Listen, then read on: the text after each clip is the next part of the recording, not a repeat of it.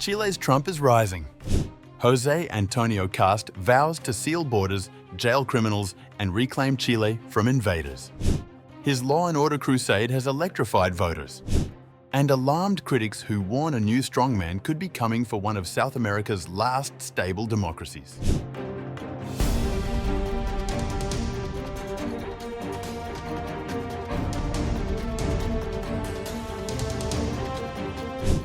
José Antonio Kast wants walls, wants borders sealed, wants criminals crushed. Sounds familiar?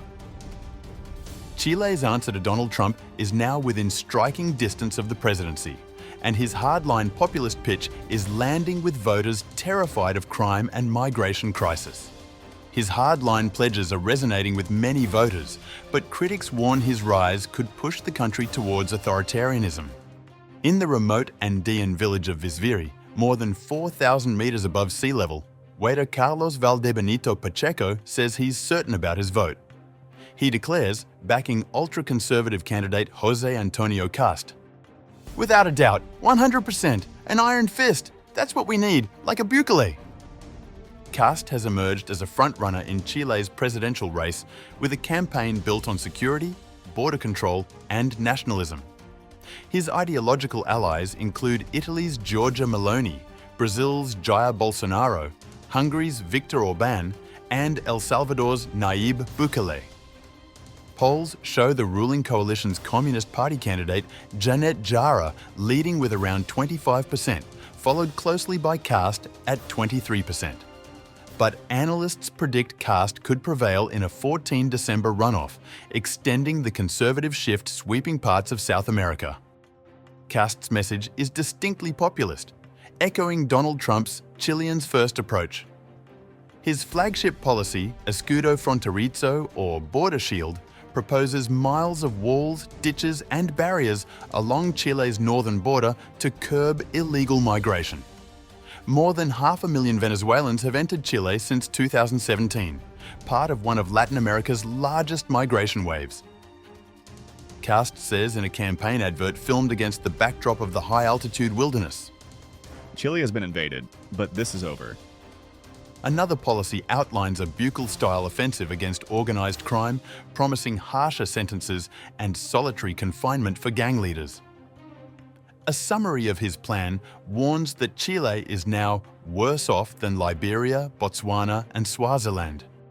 In the northern city of Arica, Republican Party candidate and journalist Poliana Rivera says the country faces a critical emergency. Touring a border checkpoint, she said, "If there isn't change soon, if there aren't strong, unrelenting measures against criminals and uncontrolled immigration, Chile could fall into the abyss like Venezuela or Cuba." Rivera said Kast's plan for 5-meter walls, electric fences, and deep trenches was inspired by his visits to Israel and Hungary. During a trip to Budapest, Kast praised Viktor Orbán's border fence, calling the Hungarian leader a beacon in the fight against asylum seekers. His rhetoric has triggered alarm among human rights advocates and political opponents.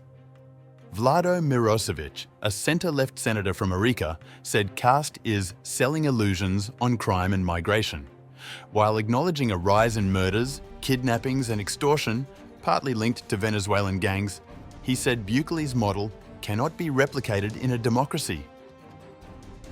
Raids without warrants and year-long detentions without trial have no place in Chile.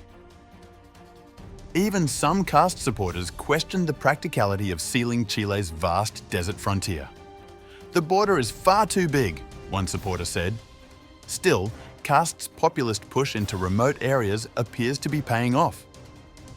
"Voters are lapping it up like hotcakes," Mirosevic added.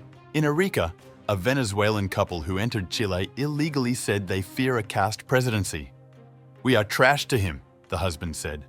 His wife added, "I'd invite him home to show him we're good people. We just want a chance."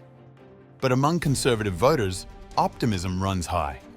Gladys Osorio, a Chilean, told The Guardian, He's the one who's going to save our country. We have great faith in Kast. Whether he wins or loses, one thing's clear. The Trump playbook has gone global. From Rome to Budapest, Brasilia to San Salvador, strongman populists are surging, and Chile might be next to fall in line.